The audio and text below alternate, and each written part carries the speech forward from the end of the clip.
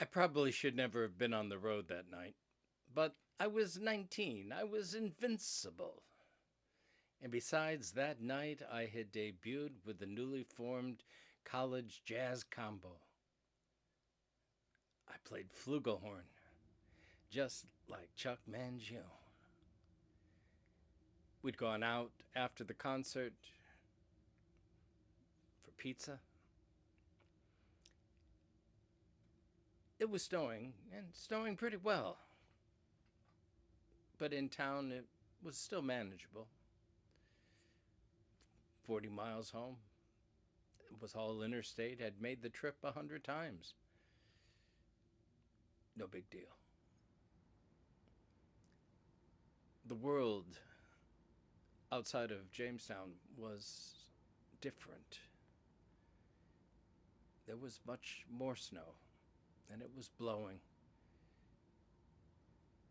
I got on the interstate and found it very difficult to even navigate where the road was. There had been no traffic. And then all of a sudden, my world went white. I could see absolutely nothing. And when I could, what I saw was one of those reflector poles by the side of the road. It was dead center in my hood. And I buried the car almost up to the windows in a snowbank by the side of the road. It was obvious there was no hope of me getting it out. I knew I couldn't stay. That was dangerous. But what do I do? I wasn't even sure where I was. Do I try to walk back to Jamestown? It was how many miles would that have been? There were no cell phones in those days. I had to find help somehow. I was lost. I thought I was going to die. And then I saw it. In the midst of the storm, there was a light. A single light, but a light. If I could only get to the light before it went out, maybe I could find help. And so off I went through the snow, across the fields. Now, mind you, I was dressed for a concert, not a hike across snow up to my knees. I tripped over something. It turned out to be a fence. I vaulted over it and fell again. But eventually I came to a road, and on the other side of the road was a farmhouse and a single light in an upstairs room. I knocked on the door, and after a while, I was greeted by a gentleman and a German shepherd.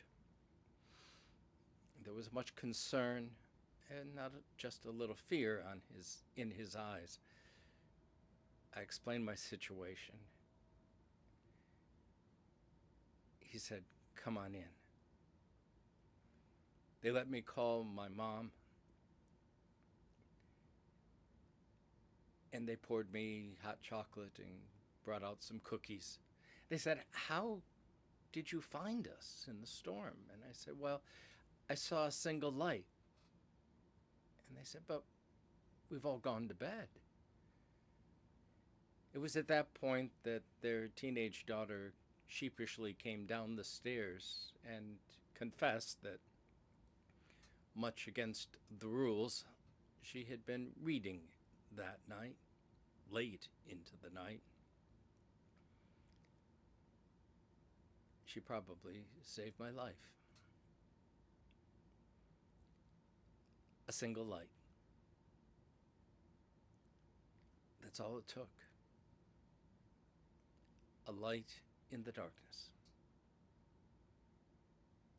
Jesus says we are the light of the world. But what is the nature of that light?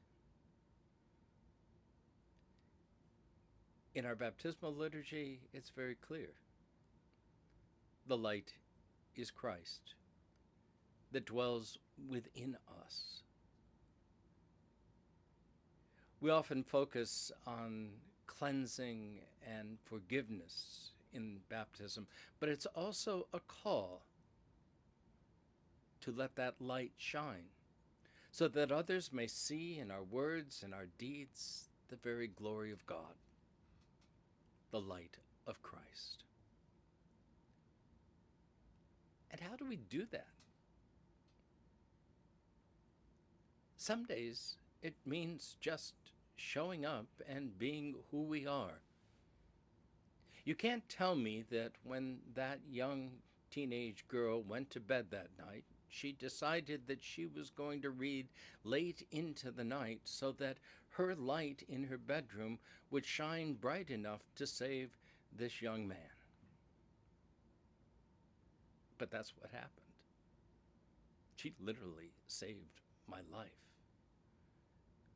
with that light. And how many lights do we save? Jesus reminds us that this light is not something that we hide, something that we hoard, but it must be put on a lampstand, not under a bushel basket. The world must see in us that love of Christ. The prophet Micah reminds us that God requires three things of us: to do justice, to love with mercy, and to walk humbly before our God. If you want a job, hang on to one of those. But above all, let your light so shine that the world may see the brightness of Christ in the midst of this dark and dreary world, a light that the darkness cannot overcome. So, my friends, this day, shine. Let that light shine. Let it shine. Let it shine.